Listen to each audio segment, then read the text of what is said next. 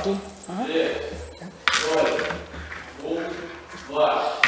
Olá! Estamos iniciando mais um programa Montenegro em Pauta. É um programa ao vivo da nossa querida TV MON, uma TV comunitária situada no município de Montenegro.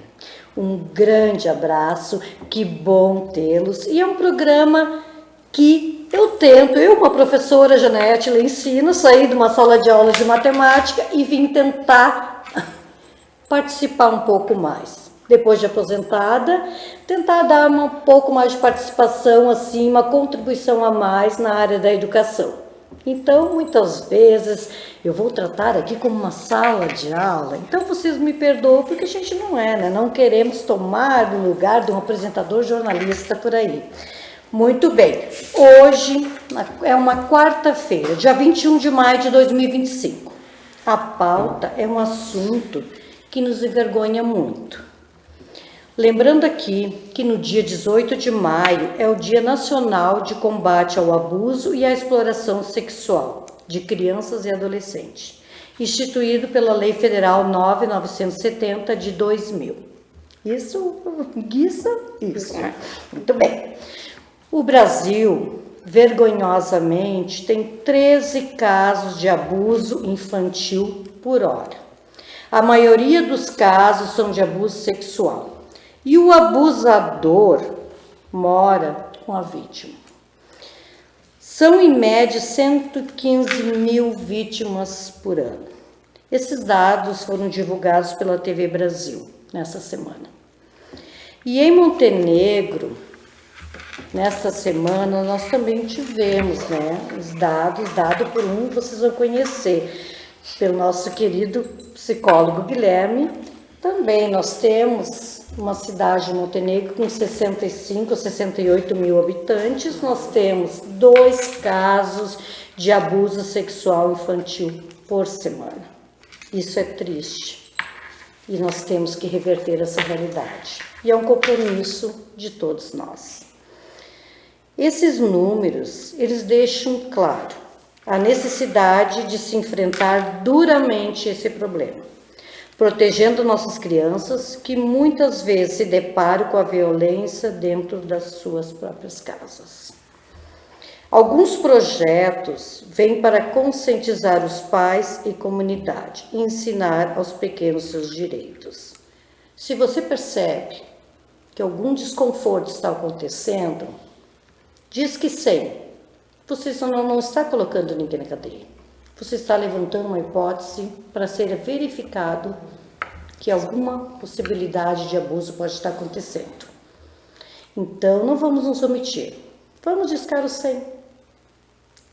Não precisa se identificar. É um disque 100, assim, que a polícia vai dar uma verificada, outros órgãos também, e temos pessoas competentes para isso.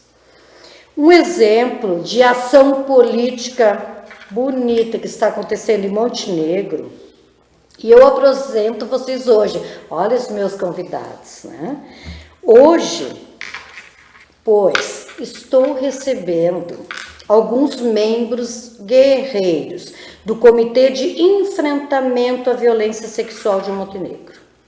São eles: o psicólogo do CREAS, que é o Centro de Referência Assistência Social do município de Montenegro, Guilherme Buncão Manica. Ok, Guilherme? Uma boa noite, muito obrigado novamente pela presença. E ele também é um colaborador da nossa TV MON. Então, o Guilherme está aqui. Vocês assistem lá a TV MON, que vocês vão ver os programas bem pertinentes. Ele traz assuntos maravilhosos para a gente refletir no dia a dia. Muito bem. A professora Débora Primaz, que é professora de dança, que faz um bonito trabalho de dança, de inclusão na nossa cidade de Montenegro. Obrigada, Débora. Seja bem-vindo novamente também, quem assiste o programa nosso Montenegro em Pauta já viu essas carinhas aqui. A professora e vice-diretora, não é professora. Antes o Rodrigo aqui do lado disse, professora, tá. a vice-diretora da Fundarte, a Fundação Municipal de Artes, a Marília Costa Santana. Obrigada, Marília, novamente no nosso programa. Agora, o professor de música, que estava me convidando para fazer parte do coral dele, o diretor da Fundarte, o Rodrigo Koschenborg. Muito obrigada, Rodrigo. Eu que agradeço. Neste programa, trataremos desse tema tão triste, mas que infelizmente é uma realidade que temos que enfrentar e combater. Muito bem. Para iniciar, vou dar uns pequenos, assim, bem breve, uma auto-apresentação, assim, para vocês aí de casa, por respeito a vocês que estão comigo aqui nesse momento, que ainda não conhecem. Olha, Prof. Janete, estou olhando pela primeira vez o teu programa, eu não conheço os teus convidados. Então, eu vou dar, assim, aquele pequeno espaço para eles se apresentarem, para vocês aí. Quem inicia? Vamos ver. Vamos Guilherme, né? Vamos lá, vai. Guilherme, Então, pode licença. ser. Pai, então vamos por ordem, é isso. Vamos lá, boa noite. Obrigado, Janete, pelo convite. É uma honra estar aqui novamente. Eu acho que esse é o terceiro ou quarto ano que eu venho devido a essa data. É uma honra participar do seu programa. Obrigado pela oportunidade. Então, eu sou o Guilherme, psicólogo do CRES, concursado estatutário de Montenegro e também membro do Comitê de Enfrentamento à Violência Sexual Infanto-Juvenil. Muito bem. Próximo. Quem é? Vamos ver lá pro ordem. A Débora. Eu sou a professora Débora, eu participo do comitê desde o meio do ano passado, então eu sou um membro bem recente, né, que integra há pouco tempo. Até inclusive foi uma indicação do Rodrigo que o Conselho Municipal de Cultura tivesse um membro representante nesse comitê. Então eu represento o Conselho Municipal de Cultura dentro desse comitê, né? Onde a gente busca trazer então todas as informações que são discutidas e passadas no comitê para todas as áreas das artes que participam do nosso conselho, que busca trazer então uma conscientização a respeito, né, desses assuntos que muitas vezes nós como educadores, né, arte educadores, a gente tem contato, né, e para capacitar também. Eu mesmo me sinto hoje engatinhando nesse assunto, né? Não é um assunto que é pertinente na nossa graduação, assim. E é um assunto que a gente tende a negar, né? Isso. Que é muito dolorido, né? Então, eu estou ali como uma representante do conselho. Muito bem. Marília. Então, boa noite a todos, boa noite, colegas, Janete. Meu nome é Marília Santana, eu sou vice-diretora da Fundarte, faço parte do comitê há quase 3 anos, né? Nós estamos. Apesar da Fundarte ter uma cadeira, eu não represento a Fundarte no comitê, eu represento o CONCRAD, Conselho Municipal da Criança e do Adolescente. Muito bem. Rodrigo. Então vamos lá. Na verdade, a gente ficou se olhando aqui, ficou nessa, porque o Guilherme é nosso presidente. E aí a gente ficou esperando por ele, é o presidente do comitê. Eu esqueci de dizer que era o nosso presidente. Mas enfim, eu me chamo Rodrigo, eu sou o diretor da Fundarte, eu represento a Fundarte no comitê e fiz questão de ser o representante da Fundarte por entender que essa é uma pauta muito significativa para todos, mas para nós que trabalhamos com educação e com cultura, a gente precisa estar atento a isso porque a gente tem acesso e tem um modo privilegiado até de se expressar, que é através da arte, e através da arte muitas vezes as pessoas, as crianças e adolescentes, elas falam com a gente sobre isso, trazem esse tema à pauta. Mostra, e aí, né, através da linguagem, né? Isso.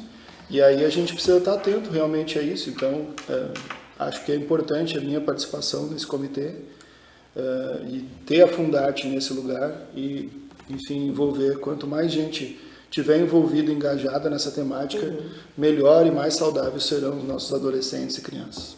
Muito bem. Bom, pessoal, assim, como o nosso programa funciona? É um diálogo, né, entre as 5 pessoas que aqui estão como convidados, né? Eu sou uma convidada, eu sempre me considero convidada porque eu estou aprendendo, eu venho vindo aprendendo com eles. Muito bem, nós vamos iniciar, então daí cada um pode dar a sua contribuição, né? Ou alguém pode falar em nome do grupo. Então nós vamos levantando questões e a gente vai debatendo em cima das questões. Quero agradecer aqui algumas questões muito pertinentes que o nosso presidente Guilherme, né, me enviou, dizendo coisas bem importantes para o genética que a gente não pode esquecer na edição do programa. Então vamos lá. Primeiro, o que é o Comitê de Enfrentamento à Violência Sexual de Montenegro, pessoal? E como ele foi criado, quando ele foi criado e o porquê ele foi criado. Bom, o comitê teve seu início no ano de 2007, quando ocorreu um seminário de sensibilização para a prevenção da violência sexual infanto-juvenil. Então, um grupo de pessoas da rede municipal, mexidas com o movimento nacional que começava a acontecer, começou a olhar para esse assunto e fez um seminário. A partir do seminário, era o seminário de implantação, de sensibilização para a implementação do grupo. A partir daí, então já tem 18 anos do comitê, gente. 18 anos do comitê. É um jovem já. Sim. E aí então começaram a haver reuniões, o grupo foi se fortalecendo, o grupo foi conseguindo conquistas políticas importantes, como a portaria que fala sobre a Semana Municipal de Enfrentamento à Violência Sexual. Também conseguimos um decreto que é o Plano Municipal de Enfrentamento à Violência Sexual, e agora a gente está trabalhando para regularizar o comitê no sentido de ter um decreto estabelecendo o comitê com o seu regimento interno. Tendo uma lei municipal para isso. Uma lei municipal para isso. Muito bem. Eu gostaria de pedir licença para falar que a professora Janete falou sobre os 2 casos por semana que saiu no jornal. E algumas pessoas me procuraram muito preocupadas. Guilherme, 2 casos por semana? De onde veio esse número? Eu fiquei também muito ansiosa, né? Sim. E por isso que eu pedi agora no início para falar que eu não podia esquecer. Simples, esse número vem dos relatórios mensais do Centro Especializado de Assistência Social. É do nosso trabalho. A gente pegou o nosso relatório, a gente fez uma média nos últimos anos e esse é o nosso número. Não é o número da brigada, não é o número do Conselho Tutelar. Não é o do 180, então.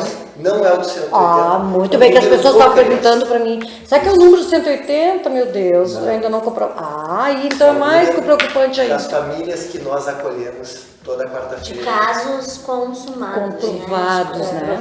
Comprovadamente, não foi só uma suspeita. Na verdade, assim, chega até nós como suspeita, mas 90% das suspeitas são comprovadas.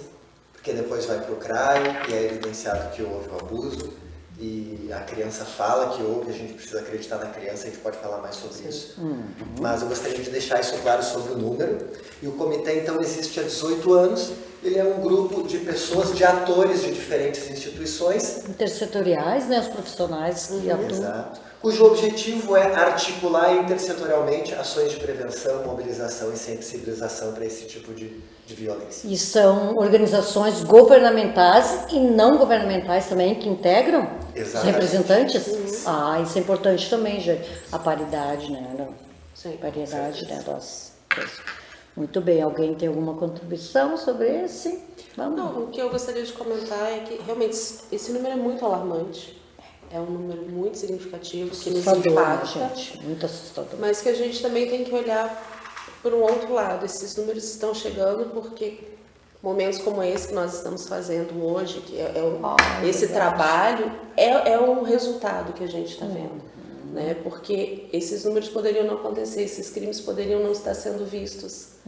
Né? Então, por mais que a gente tenha essa sensação de, não, mas a gente está fazendo tanta coisa e parece que não está acontecendo nada, porque os números estão só aumentando, não. Eles estão saindo das sombras, eles estão sendo denunciados. Então, a gente também tem que olhar por essa ótica também, né, Guilherme? Com certeza. Isso sem falar, o nosso colega Cirne sempre fala da cifra oculta. Ah, é verdade. Que é a cifra, aquela que a gente não tem acesso dos casos que existe a violência, mas que não são denunciados. É a cifra oculta, que nós nunca saberemos o número, mas que existe. Né? Pessoal, quais são os principais objetivos e ações desenvolvidos pelo comitê? Eu estou vendo aqui uma ação maravilhosa, né? Que tá aquela ação maravilhosa aqui. Eu também tirei cópia para vocês aqui. Nós fazemos reuniões mensais e às vezes reuniões extraordinárias para combinar ações de prevenção e de promoção de saúde. Por exemplo, palestras em escolas, cine debate, participação da imprensa. O que nós estamos fazendo aqui é uma atividade de prevenção, de promoção de saúde, é fundamental, de multiplicação de conhecimento, de proteção à criança. Nós fazemos eventos agora, essa semana maravilhosa que está sendo desenvolvida com atividades na imprensa, roda de conversa na praça. Com a ameaça de chuva a gente teve que ir para as escolas, mas a intenção foi muito boa, aconteceu uma atividade. Na sexta, no evento principal, veio uma palestrante, uma psicanalista com mais de 40 anos de experiência na área. Então, a gente busca mobilizar a sociedade para olhar para esse tema que é um tabu. Esse é o nosso principal objetivo. Tá falando sobre isso. Não só na semana, durante todo o ano. É um grupo assim responsável assim, justamente em receber, né, essas informações e ficar preocupados e querer, né, assim, ó, propor ações, né, tanto, né, governamentais como não governamentais, né. Com certeza. Eu acho que passa também por uma questão de mudança de postura, né? De como a gente se comporta como cidadão, como a gente, homens, né, mulheres, como a gente olha para as crianças, como a gente instrui os filhos da gente. Então, se a gente está debatendo esses assuntos e trazendo esses assuntos à tona, nessa semana aqui, por exemplo, todos os dias tem alguma atividade, as pessoas estão expostas a esse tema, a gente pode mudar condutas. Eu falei várias vezes já no comitê a respeito do que a gente assistia nos programas lá dos anos 80 e 90, das violações de direito que aconteciam na TV naquele período. E que a gente veio como sociedade evoluindo, então a gente chega num ponto que a gente precisa fomentar ainda mais para que a gente evolua ainda mais como sociedade. Então esse também passa por aí os objetivos do comitê. Né? Muito bem. Quais as instituições, pessoal, que fazem parte desse comitê? Como elas atuam de forma integrada? Quem são os componentes, né? As instituições componentes? Né? Nós temos representantes, é sempre titular e suplente das organizações. Então, nós temos representante da Secretaria de Desenvolvimento Social, da Secretaria de Educação, da Secretaria de Cultura, Secretaria de Saúde, CONCRAD, Conselho de Cultura. Temos também a Associação Brasileira de Álcool e Outras Drogas, através do CEDO. Tínhamos membros muito ativos da CUFA, infelizmente eles saíram, a gente está tentando batalhar para que eles retornem. A Escola de Paz não participa. O CIRNE também faz parte da Escola de verdade, Paz. É verdade, o professor Ciro faz parte. Ele faz parte, ele traz informações, mas ele está pela ABAD, pela outra. Tá. Nós temos também a vereadora Josi Paz, que vai começar a fazer parte através da Comissão de Direitos Humanos da Câmara. O pessoal da Polícia Civil, né? Perfeito. Brigada Militar, Polícia Civil. Polícia Penal. Hospital Montenegro, também não. Hospital Montenegro. SESC agora, né? SESC. Fundarte. Total, quantas entidades fazem parte do... Vocês lembram? 18. 18, Sim, bastante. 18 entidades. Colégio São José, Colégio Sinodal. Pegando todos. Uma representante, a Juliana Peralta, representante das escolas estaduais. Isso. O César Amaral, representante da SMED. Olha só, então assim, realmente é bem estruturado, pensado, né, nas políticas, muito, realmente bem representado dentro, né. O Rodrigo sempre traz algo muito importante, que a importância do comitê não é só para fazer essas atividades, como refletir e levar para dentro da sua instituição essa discussão. O Rodrigo sempre pontuou isso, acho tão interessante essa fala, começou a falar mais sobre isso na Fundarte, né?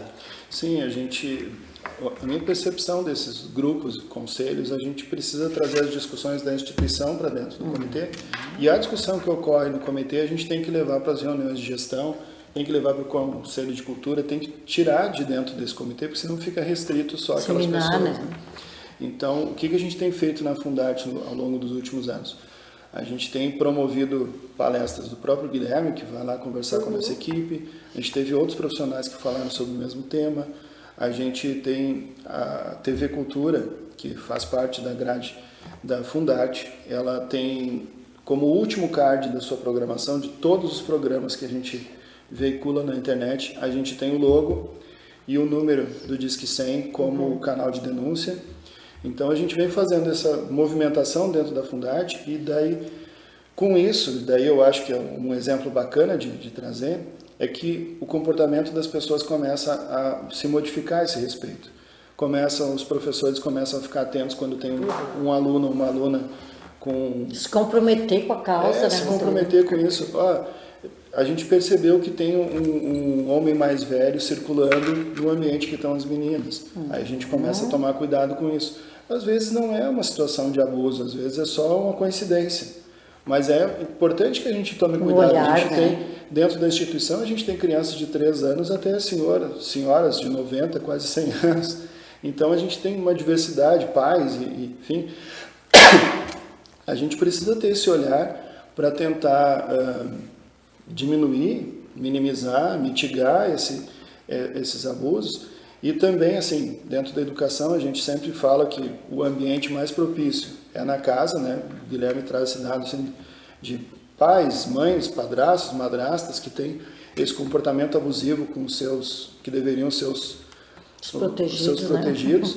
Mas dentro das instituições de ensino e outras instituições, o papel do professor, o papel da professora também é muito importante, também existe isso.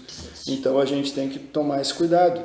Isso vai, né, quando a gente está em um ambiente público, às vezes a pessoa tem todo um comportamento velado, mas elogios exagerados, elogiar o corpo de um aluno, elogiar o corpo de uma aluna, são comportamentos inadequados que a gente precisa, como eu falei antes, a gente tem que evoluir, regrar, né?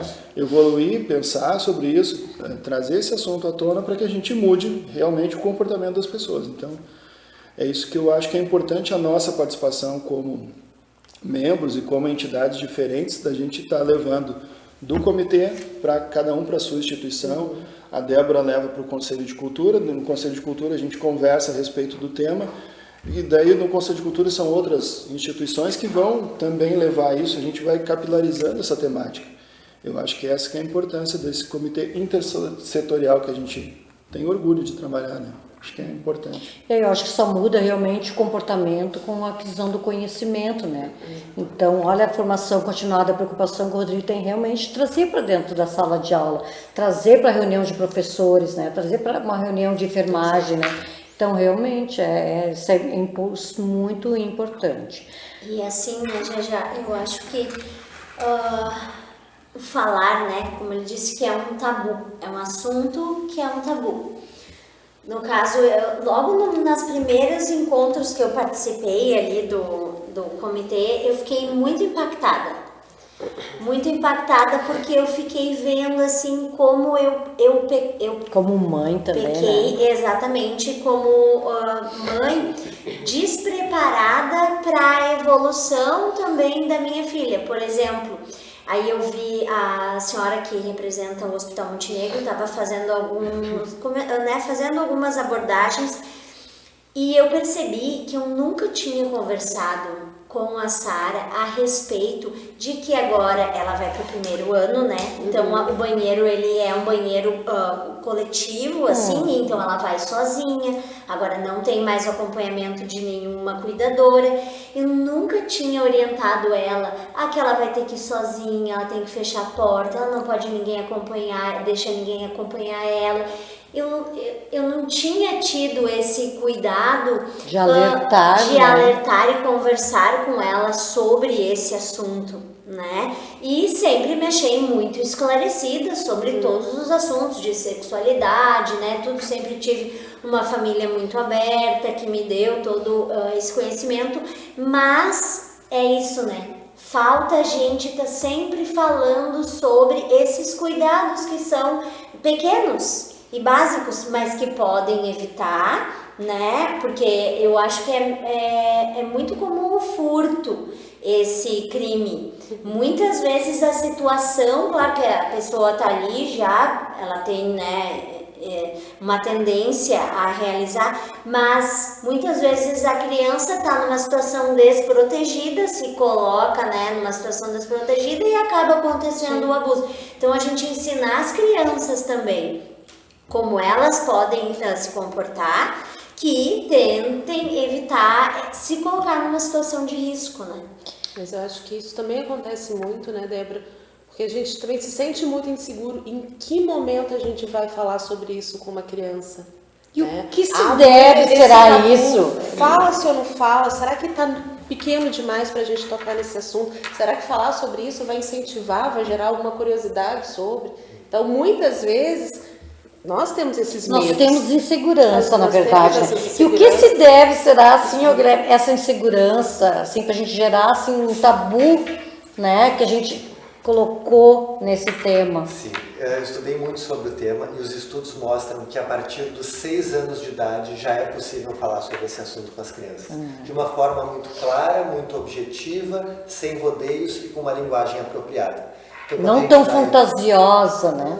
Não. Então é super simples. Quando a gente vai nas escolas trabalhar com essa faixa de idade, a gente fala que o nosso corpo é sagrado e que no nosso corpo nós temos os nossos tesouros, que é a região superior do peito, a região genital e o bumbum. E a gente mostra. E que ninguém pode tocar nos nossos tesouros e a gente não toca no tesouro de ninguém. É importante apontar para eles associarem. Então a gente vai trabalhando a questão do tesouro, que a gente não mostra o nosso tesouro para ninguém, que é uma região íntima. Então tem uma linguagem adequada que é super tranquilo de conversar com eles. Mas a gente, os profissionais, a gente precisa instrumentalizar os adultos. Adulto e criança. Adulto para como conversar com seus filhos e criança porque nem sempre os cuidadores vão estar ali podendo cuidar. E as crianças vão ter que saber identificar o que é uma violência, se está acontecendo e o que fazer se estiver acontecendo. E como perceber se está sendo, né, como assediada, por exemplo, né? E isso daí a gente trabalha, quando a gente faz trabalho com as crianças, o que é um carinho bom e um carinho ruim. Um carinho bom é um carinho que a criança sente que não tem nada de errado, que não incomoda. Que não te dá incômodo. Que não dá incômodo. E um carinho ruim, a gente aponta muito que a criança precisa acreditar na sua intuição. Se tá ruim, mesmo que não tenha intenção do outro de abusar, se tá ruim, ela tem todo o direito de não querer, de se afastar, de dizer não gostei, de denunciar, de sair de perto. A criança não precisa se forçar a estar num lugar que ela não quer. Então é mais ou menos por aí. E tem a ver com isso também, eu preciso falar, a gente já falou que é um tabu esse assunto. Não falar sobre esse assunto convém apenas ao agressor. O agressor gosta do silêncio. Não falar está protegendo ele, né? Exato. Não falar protege o agressor. O agressor, somente ele. A gente precisa romper com esse mito de que se falar sobre sexualidade vai estimular as crianças. Não, elas só vão aprender a se proteger. Porque de uma forma ou outra elas vão descobrir, mas daí elas vão descobrir da forma errada. Tentando explorar o corpinho do colega, tentando espiar no banho. Achar que é normal. Achar que é normal. Então a gente ensina a maneira correta para ela saber diferenciar. Nessa coisa do achar que é normal, né, Guilherme? Tem gerações de pessoas que vão se dar conta que foram abusadas em fases adultas, né? Sabe? Porque quando crianças tiveram aquela experiência que não foi agradável, que foi, né, E o sentimento até de culpa, né? Isso, e fica se sentindo culpado pela vida toda. E aí quando se toca nesse assunto, as pessoas às vezes disparam essa memória, opa, isso aconteceu comigo em alguma situação, e aí aquilo vem tudo à tona. Então eu acho que é importante também todo mundo fazer essa reflexão na sua vida, como foi, e buscar apoio, né? Porque eu acho que o apoio psicológico, e daí eu tô falando de uma área que nem a minha, mas nós falamos, mas né? é que fala da gente também, né? A gente precisa disso. Então a gente buscar apoio nunca é ruim, né? Sempre é uma coisa boa. Mas eu sou forte, eu dou conta. Não dá conta, né? A gente realmente não dá conta. A gente precisa sempre de apoio de alguém. Então, buscar um profissional para falar sobre esse assunto, para trazer as suas questões e trabalhar com isso, para a gente ser pessoas melhores. Muito bem. Como o comitê tem atuado na prevenção da violência sexual contra crianças e adolescentes na cidade? Algumas coisas vocês já falaram, né? Muitas. Nós temos...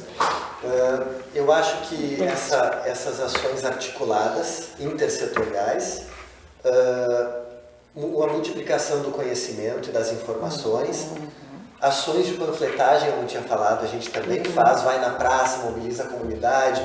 Nós temos um material muito interessante que foi a prefeitura que comprou, inclusive aproveito em parabenizar a prefeitura, a Secretaria de Desenvolvimento Social, porque o comitê está vinculado à Secretaria de Assistência Social e Desenvolvimento Social e Habitação. E os recursos que são utilizados para a gente contratar palestrante, para contratar o monólogo Memórias de Nina, estão vindo da secretaria. Então, tem um esforço de toda a secretaria para essa semana acontecer. Além das pessoas do comitê, todo o comitê que participou da organização, tem a secretaria que deu apoio administrativo por trás também. Eu acho importante ressaltar a importância que o setor ali da prefeitura está dando para dar visibilidade para esse tema. E as ações que a gente está de prevenção são essas que nós já falamos. Discussões, palestras, ações de sensibilização, presença na mídia, aqui na TV, nós somos nas rádios. E está sempre buscando novas alternativas e estudando sobre o tema. Instigando, eu acho, né, a busca de políticas novas até para o enfrentamento, né? Políticas novas, excelente. Não. Vamos lá, então. Quais são os principais desafios enfrentados atualmente no combate à violência sexual em Montenegro, gente? Ainda é ou não denúncia? Olha, eu vou dizer que quando eu trabalhava mais sozinho, eu senti que era um desafio muito maior. Quando eu comecei a participar do comitê, ficou um desafio muito menor, porque eu me senti acompanhado das pessoas. E há uma pressão para a contratação de profissionais para trabalhar? Exato, sim, com certeza. Com certeza falta recursos humanos, porém é um desafio muito menor do que era. Passamos por isso. Nas escolas a gente vivenciava muitas vezes, né? A gente tinha casos, né, comprovados em que a gente ia e ficava direto, né? A família e a escola sem, né, esse acompanhamento. Eu sinto assim que cresceu realmente muito esse amparo, né? Cresceu. Essa rede, né, Cresceu. E acho importante esse momento também para celebrar que quando a gente oferece essa palestra para as escolas e para as instituições, todas são muito abertas. Elas estão abertas para falar sobre porque nós enfrentamos, Sim. Guilherme, diariamente, né, problemas contra a violência sexual, né? E o feedback também depois é muito bom. E hoje, inclusive, nós fizemos pela semana, o comitê foi em 2 escolas, seria uma roda de conversa na Praça Timbaúva, poderia chover, a gente foi para as escolas. Atividades na Iaragaia e na Tanac, com alunos do 5º ano. E foi maravilhoso, eles já tinham conhecimento sobre o tema, eles interagiram, eles reconheceram que era importante, eles se conectaram, eles prestaram atenção. Então, assim, a gente vê que tem um efeito muito importante que realmente pode salvar vidas. Eu ia levantar um ponto que eu acho que é um desafio ainda, que é esse entendimento de que o comitê e que o enfrentamento ele não acontece pragmaticamente, né? Não vai, agora a gente cessou. Ele é um trabalho contínuo, é um trabalho que está sempre, precisa ser fomentado, se não tem as palestras sistemáticas, ele morre, né? Então, é um trabalho que a gente precisa estar fomentando, estar sempre falando sobre, porque a partir do momento que a gente cessa esse diálogo, e daí algumas têm entendimento assim de que, não, a gente vai fazer parte desse comitê e nós vamos sanar esse problema. Esse é um problema da humanidade, né? Um problema que a gente não vai conseguir. E ver, eu acho que o comitê, que nessa semana muitas pessoas também me questionaram, ver o comitê assim como o responsável na contratação de profissionais, no embate direto. Não, eu entendi isso que é um grupo pensante, de estudo, né? Uma formação continuada das pessoas. E que tem esse viés de estar debatendo mesmo e estar mantendo acesa essa chama, aceso esse movimento de prevenção, porque o agressor ele está protegido por um sistema, ele está protegido às vezes pela família mesmo, né? Então a gente precisa sistematicamente estar falando, estar levando informação para as crianças, adolescentes e adultos para que eles façam essa denúncia, para que eles se sintam empoderados a ponto de falar sobre acolhidos, isso. Só que é algo que tem que ser sistemático, né? Então, esse acolhimento que o Guilherme sente é porque esse comitê ele está presente mesmo, contribuindo e endossando que o trabalho que ele tem desenvolvido lá no CRES, porque daí a porta de entrada desses casos é o CRES, né? De que está sendo um trabalho efetivo. E de que se a gente não consegue encerrar com isso, é porque é um processo continuado e longo, né? É um grupo, eu acho assim, ele funciona como um grupo de pressão, realmente, porque ele possui dados, né? Então, para a argumentação, os conhecimentos, né? Eu acho que isso sim, mas não vai agir diretamente nos casos, né? Não, o comitê não age diretamente. Importante dizer agora que a professora Janete falou sobre os dados. Depois que passar a semana de enfrentamento, a gente vai focar em fazer uma pesquisa na cidade. Uma pesquisa de grande porte na cidade para ver o que a comunidade sabe sobre abuso sexual, para a comunidade olhar para isso, para a gente entender quais são os dados. Então vai ser uma pesquisa muito interessante, a gente vai focar a nossa energia assim que passar a semana nessa pesquisa para poder falar com ainda mais propriedade sobre o tema. E essa pesquisa ela vai envolver todos os bairros da nossa cidade, todos os A locais. gente ainda está elaborando o projeto da pesquisa, a gente está organizando, eu não posso te dizer exatamente isso em todos os bairros, mas a gente busca pegar uma amostragem bem significativa. Porque, né, culturalmente, muitas vezes, né, algumas brincadeiras, algumas coisas são vistas como não abuso. E outro, né, em outro, né, a gente tem, assim, a gente vê diferentes culturas, assim, ó, mas muitas vezes é o abuso. E daí aquele grupo social protege, né, porque pensa, né, ingenuamente que aqui não é um abuso. Não, eu acho bem relevante E isso. daí dá a informação para levar, né, justamente. É importante isso que tu diz, Janete, sobre a compreensão do que é ou não o abuso, né? Às vezes a gente vai falar imaginando o cenário mais agressivo, né? Um estupro, algo assim. Fato em Mas si, né? abusos, eles podem ocorrer de forma muito mais silenciosa e velada. Às vezes a exposição a uma nudez, né, permitir que a criança acesse conteúdo pornográfico ou que Dança, filme. né, uma dança erótica. Então, essas são formas também de abuso. Né? Erotizar, Tem né? uma fala, para mim é professor Guilherme, que eu Sim. do Guilherme que ele fez lá na brigada, né, que a gente foi lá conversar com os estudantes, né? Que eu achei muito interessante e que para mim ficou super esclarecido quais são as diferenças, assim, do abuso, Do carinho. do assédio, isso, exploração isso, que tu comentaste também, assim, que a criança nunca se explora, né? Quem explora é o adulto. Aquilo eu achei muito interessante, eu acho que seria legal de colocar aquela fala, porque tem diferença, né? Sim. Claro.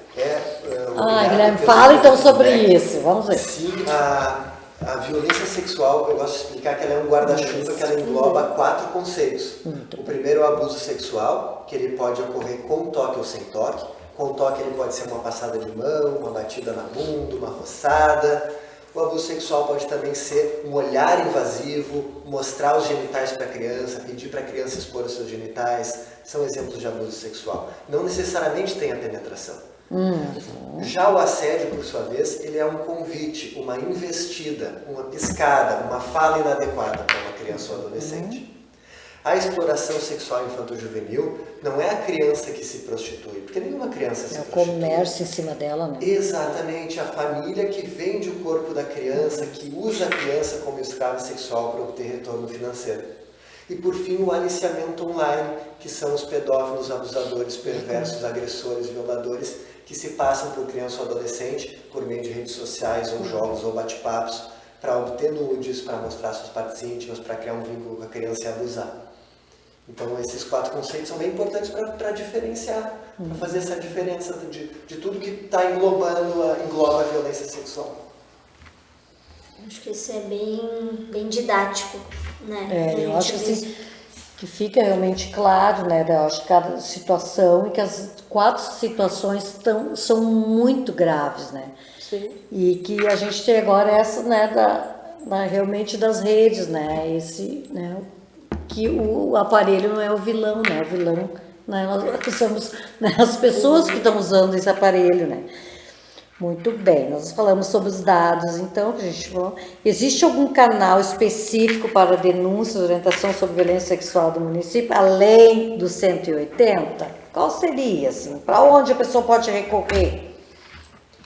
A gente sempre indica, além do 180, a Brigada Militar, o Conselho Tutelar, o Ministério Público, professoras, orientadoras pedagógicas, A escola, porque a escola é né, a segunda gente? casa, né? Então, assim, na verdade, na escola não é exatamente a denúncia, na escola é um pedido de ajuda. A denúncia vai ser formalizada a partir de um boletim de ocorrência. Mas para a criança chegar no ponto do boletim de ocorrência, ela precisa de um auxílio. Esse auxílio pode vir de uma pessoa, de um olhar atento, de uma pessoa de confiança da criança. E os professores hoje estão preparados, né, para isso. Então, sim. Tem o Disque 100 também, né? O Disque 100, perdão, achei que tu tinhas dito, o Disque 100 é o principal. Sim, porque o Disque 100 é anônimo e gratuito, né? Então, se alguém em casa sabe É uma de denúncia, situação, que não está, né, fazendo boletim no momento que tu faz, não. que as pessoas existe ficam uma temerosas. suspeita e tu não está dando uma sentença para aquele agressor, para aquele possível agressor. Ótimo. Tu está apenas denunciando uma possível situação de violência. É com a justiça. Que deve ser investigada apenas. Né? Exatamente. Exatamente. O nosso trabalho no CREAS, inclusive, nós não somos peritos. A perícia quem faz é o CRAI, com psicólogos e médicos peritos. No CREAS nós acompanhamos e orientamos a família, além de encaminhar para a rede municipal de atendimento caso ela esteja em sofrimento extremo. Achei ótimo essa tua entrada ali. Como é feito realmente esse acolhimento e depois esse acompanhamento das vítimas, da família da vítima, quem faz, né? Sim, é lá no CREAS também. Muitos dos acolhimentos que nós fazemos, não todos, eles vêm por requisição do Conselho Tutelar, que chega no Conselho uma denúncia, o Conselho percebe que a família está vulnerável, que houve uma violação de direitos, e encaminha para o CREAS. Nós acolhemos a família, escutamos através de uma equipe multidisciplinar, psicólogo, assistente social, nós fazemos uma anamnese da família, entendemos a situação, identificamos qual é o nível de sofrimento da vítima, a gente orienta, acompanha aquela família sistematicamente, semanalmente ou quinzenalmente, encaminha para o serviço de saúde, para a Secretaria de Saúde, para a psicoterapia, para o Hospital Montenegro, se necessário.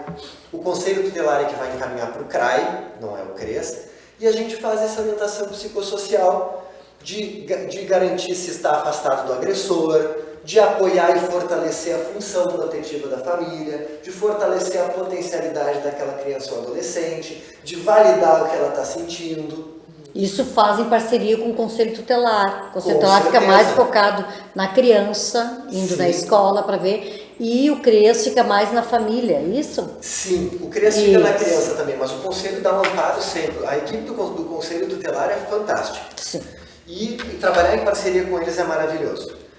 E é importante dizer que tem um trabalho muito importante que o CREAS faz, que é de, muitas vezes, a família não acredita na criança e no adolescente. Ou a família não quer acreditar. E o nosso trabalho é dizer assim, vamos escutar com amorosidade, vamos escutar com carinho. A culpa é sempre do agressor. Sempre. Então, assim, tu não tem para onde ir, mas vamos pensar em alternativas, não tem família extensa, não tem uma casa de passagem, a gente procura alternativas para aquela mãe. Porque muitas vezes, né, essa família depende financeiramente do agressor, né? Sim, por isso que é tão importante a gente ter recursos na cidade para poder encaminhar essa família. Muitas vezes, vai para a família, tem que sair da casa do agressor, ir para casa de uma amiga da família, para casa de um parente, ou alugar uma pensão, ir para uma peça, porque tem pouquíssimos recursos. E, lamentavelmente, às vezes as famílias ficam na casa com o agressor porque acham que não tem outra escolha, mas tem outra escolha. Tem. Sempre tem.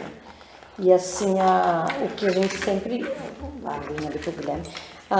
sempre assim, era a escola, nós sempre com o professor a gente questionava, né, porque a criança sempre teria que voltar para essa família. E isso já está sendo pensado, assim, o comitê, né, propor uma ação, assim, política para ter uma casa de acolhimento a essa família, inicialmente. Olha, eu enquanto estou no comitê, a gente não havia pensado nessa ideia ainda. Nunca havíamos focado nessa ideia, é um tópico que a gente pode começar a debater. Né?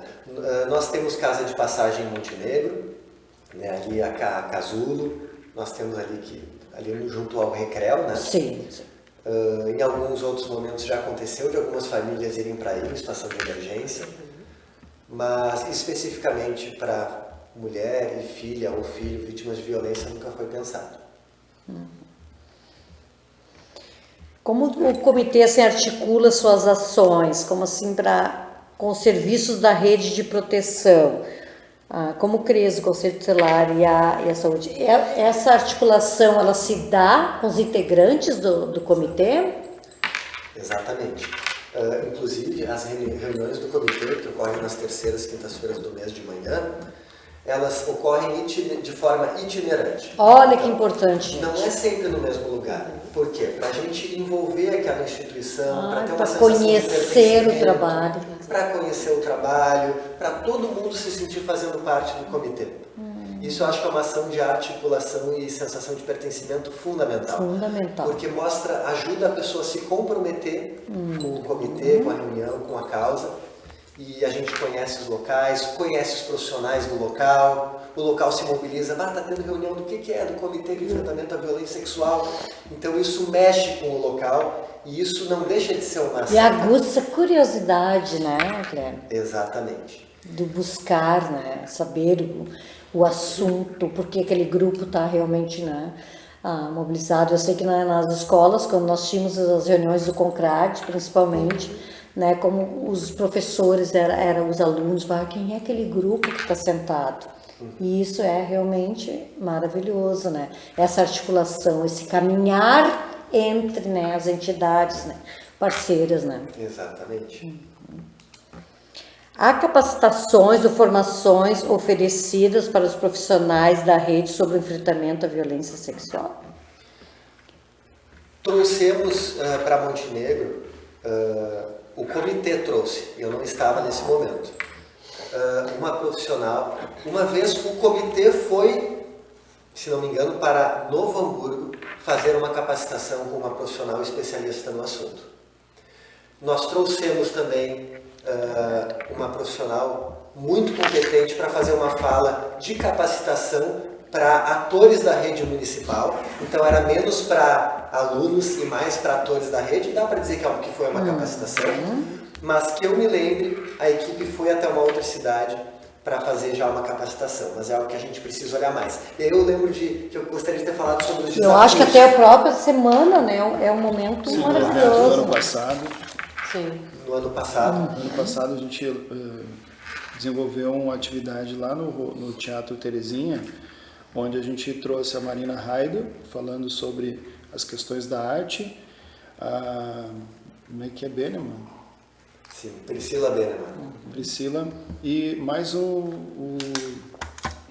psiquiatra, esqueci o nome do psiquiatra, mas os três tiveram uma fala maravilhosa, envolvendo toda a rede, uma manhã de atividades, e foi uma manhã muito bacana. A gente teve a transmissão ao vivo da TV Cultura também, e nessa sexta-feira então a gente tem a Cristina Ganzo, que é uma psicóloga e psicanalista muito bacana, que vai estar falando a respeito desse tema com a gente também.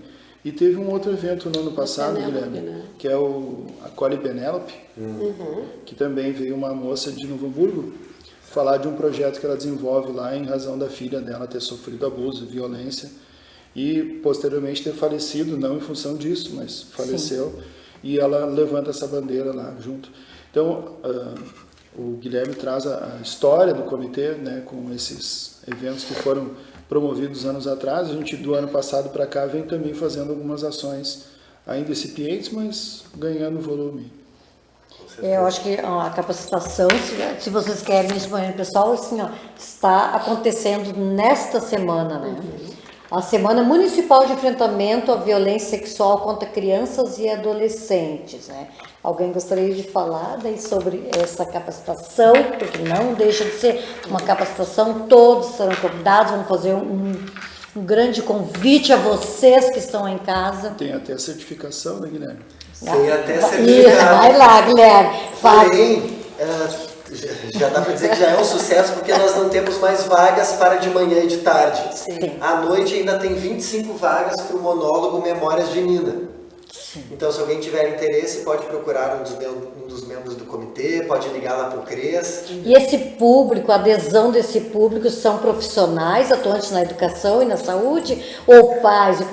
Vocês não têm ainda esses dados, né? Temos, porque nós fizemos convites. A gente tem tudo. Eles são muito competentes, gente. Sim, nós temos, de manhã, nós temos alunos da Escola de Soldados da Brigada Militar, Nós temos alunos da Escola Olha a Polivalente, da Escola AJ importância. Renner, nós temos profissionais da saúde, da assistência social, muitos membros do comitê, nós temos membros e também alunos do Colégio São José, então é um público muito variado. Temos alunos da APAE, irão 10 alunos da APAE participar, um público muito variado. Nos outros 2 monólogos, da tarde e da noite, também serão alunos de escolas. A gente buscou alunos de escolas próximas para facilitar a locomoção e o transporte. E agora, eu lembrei... Olha a disseminação desse conhecimento, né? Sim. E aí eu lembrei, falei antes de tempo, eu lembrei de desafio. Eu não queria deixar de falar, a Fala. Janete tinha lembrado de desafio. Eu acho que o maior desafio para a gente conseguir enfrentar mais esse tema da violência sexual é o tempo. O tempo que cada um tem para disponibilizar para o comitê. Porque nós fazemos muitas outras coisas além do comitê. Todos são profissionais, pessoal, que atuam, né, na sua instituição de ensino, de saúde, mas assim, a gente atua, né? Eu fui muitos anos dos conselhos, a gente saía, hoje tinha, né, permissão, saía, as governamentais dão essa permissão, mas as não governamentais nem tanto, né? Então a gente tem que, né, tirar aquele tempinho. Né? Exato. E ao mesmo tempo, falo por mim, aproveito o espaço para dizer que eu fico muito grato por ter autonomia da minha chefia, da minha coordenação, do meu secretário, para trabalhar no comitê. Então essa autonomia é o que proporciona que eu possa fazer um trabalho, para que eu possa acompanhar os meus colegas no trabalho maravilhoso que eles fazem. Sim, pessoal, porque assim, a gente muitas vezes vê assim, o resultado aqui, né, nesse card, né, da semana, mas até chegar essa programação, vocês não têm ideia do trabalho que dá. Então, assim, é um envolvimento, assim, ó, parabenizo todos, né, os membros, porque a gente sabe o trabalho, né, a dedicação, né, o empenho, né, até conseguir formatar, então, esse encontro de capacitação para a comunidade montenegrina, né. E quantas pessoas, mais ou menos, estão inscritas, vão participar? São 300 pessoas que cabem no teatro, então 300 de manhã, 300 de tarde e 300 de noite. Olha só, 900 pessoas envolvidas, né, no tema. Né? E eu quero reforçar também que esse evento, a palestra, também vai ser gravada e vai ser depois disponibilizada pela TV Cultura, no nosso canal do YouTube, assim como todo o evento do ano passado está disponível também na nossa rede social. Assim como a gente assiste, gente, nos concertos, né, que eu não tive mais ingresso para ir, da Tati Portela, uma camerada maravilhosa. Desculpa, né, tá tudo lotado. Mas daí tá lá, né, o YouTube tava lá e botei lá na TV Cultura, né, assisti a Tati maravilhosa, né. Que isso é mais uma questão importante da gente falar. Assim como as redes sociais hoje são um meio onde essas pessoas cometem crimes, tem esses canais também dá o acesso ao conhecimento. O acesso, conhecimento. A TV Cultura, nesses últimos anos, tem se transformado em um grande propagador de muito conhecimento do que acontece na região, seja na área da cultura, na educação, e agora acompanhando os eventos também, que a TV Cultura tem acompanhado muitos eventos. Eu acredito, tenho certeza, de que o trabalho da direção com a TV Cultura... Isso é um grande avanço, Eu né? vejo também a TV muito mais atuante no próprio Conselho Municipal de Cultura, que agora a gente tem um representante da TV que está participando. Isso é muito legal e muito importante da gente ver como esse sistema ele pode trabalhar também a favor, né? As redes sociais, elas podem ser um meio, sim, seguro, de informações seguras para as pessoas acessarem, mas as pessoas têm que entender que tem os canais certos para acessar e ter esse conteúdo, né? E a TV Cultura é uma delas. Bem, mas assim a gente falou bastante de desafios, agora eu quero ouvir um pouquinho antes, né, eu acho que estamos daqui a pouco finalizando, eu quero ver que avanços que esse comitê já conseguiu, que percebe que na cidade, né, desde a sua criação, o que nós percebemos que mudou em Montenegro? Para melhor, para melhor, olha. Bom, eu tenho uma convicção que quando eu chego agora para fazer palestras nas escolas, eu percebo que as crianças já estão mais conscientes do assunto. Porque eu pergunto, vocês já ouviram falar sobre esse tipo de violência, violência sexual? E alguns, a maioria na verdade, a maioria diz sim, é abuso sexual, é tocar nas partes íntimas do outro. Então eles já têm uma ideia. E eu tenho a impressão que é possível, a gente não tem dados, a gente não fez a pesquisa ainda, mas eu acho que é possível que seja, em parte, o trabalho que o comitê vem fazendo. Porque o comitê tem 18 anos, eu acho tão interessante isso, porque ele é um organismo vivo, as pessoas chegam, saem, dá para dizer que eu recém entrei no comitê, e o comitê já tinha feito tanta coisa, peguei o barco andando, e é maravilhoso entender como um organismo vivo, E se mantém, né? Que se mantém, e eu me sinto muito grato de fazer esse trabalho, pois como o Rodrigo disse uma vez, eu sinto pelo menos que eu estou salvando vidas. Porque tem pessoas que são abusadas, não se tratam e acabam tendo um transtorno depressivo grave e podem acabar tirando a sua vida. Então, eu trabalho pensando nisso e me sentindo muito grato. Muito bem. Então, eu acho que uma grande vitória da cidade em torno desse comitê é a própria existência do comitê. E daí eu acho que as pessoas elas são importantes. Só a manutenção, né? Não a manutenção dele, mas a liderança do Guilherme nos últimos anos, ele é muito modesto. Eu acho que é importante a gente frisar, porque o comitê ele vem sim fazendo coisas há muito tempo, mas sob a liderança dele ele vem crescendo bastante. E vem envolvendo muitas pessoas. Eu tive em algumas reuniões anteriores ao Guilherme, tinha 3, 4 pessoas participando. É difícil a gente ter uma reunião com menos de 12, 13 participantes hoje. Isso é 3 vezes, 4 vezes mais participantes do que tinham antes, entendeu? Então eu acho que esse já é uma grande vitória. Porque aí a gente tem sistematicamente... É um comitê que está forte, recente, né? E daí sistematicamente, todo mês existe uma reunião, existe um grupo de pessoas, de entidades, porque é isso, né? Um grupo de entidades discutindo esse tema. Então, eu acho que isso também é uma grande vitória.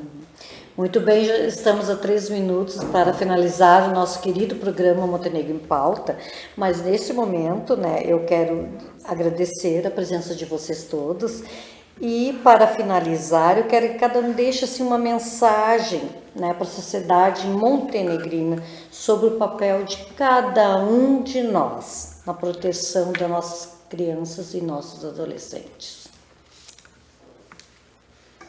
Bom, eu gostaria de deixar um recado que é para que adultos, adolescentes e crianças multipliquem esse conhecimento e essas ferramentas de proteção para as crianças aprenderem a defender o seu corpo. Eu gostaria de reforçar a importância da denúncia. Havendo qualquer dúvida, qualquer percepção de algo que possa estar errado, qualquer suspeita, como nós falamos, isso não é uma condenação, mas há uma suspeita, então denuncie. O Disque 100, quero reforçar o Disque 100 como o principal canal de denúncia. E é importante que a gente não se omita. A omissão só favorece o agressor, né? Então essa é a mensagem que eu gostaria de deixar. Eu acho que é ficar atento aos pequenos detalhes e não deixar que as coisas cresçam, né? Se a gente percebe uma pequena situação, já toma uma providência, tenta resolver aquilo no embrião ali para que ele não cresça. E acredite nos seus filhos, nas suas crianças, elas têm mensagens importantes para vocês. A minha mensagem vai especificamente para os profissionais, os educadores que estão no dia a dia com essas crianças e que também são pessoas fundamentais, onde muitas vezes a criança não tem esse apoio da família. Essas pessoas vão poder fazer essa proteção, né? Vão poder fazer essa ajuda. E dizer que sempre a culpa, ela nunca é da criança, ela nunca é do adolescente, ela nunca é da vítima, né? A culpa é do agressor. Então, que essas pessoas pensem que muitas vezes a gente escuta aquele discurso, mas estava se insinuando. Isso não existe, né? Isso não existe. Essa criança, ela está desprotegida, né? Em qualquer situação. Muito bem, eu quero assim dizer que eu acho assim que eu não me sinto especializada, mas a gente precisa ter a sensibilidade da escuta.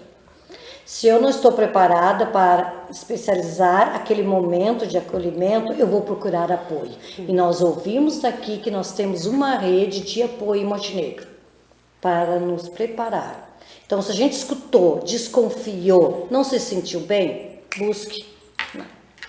Desculpe. Pode O falar, nosso colega Guilherme, querido. Cirne, ele Oi. mandou um lembrete que eu Manda. tinha esquecido que eu não estava. Fala. Ele disse que o comitê, os membros do comitê fizeram um curso na Unicinos com a psicóloga Jalusa Schneider. Muito bem.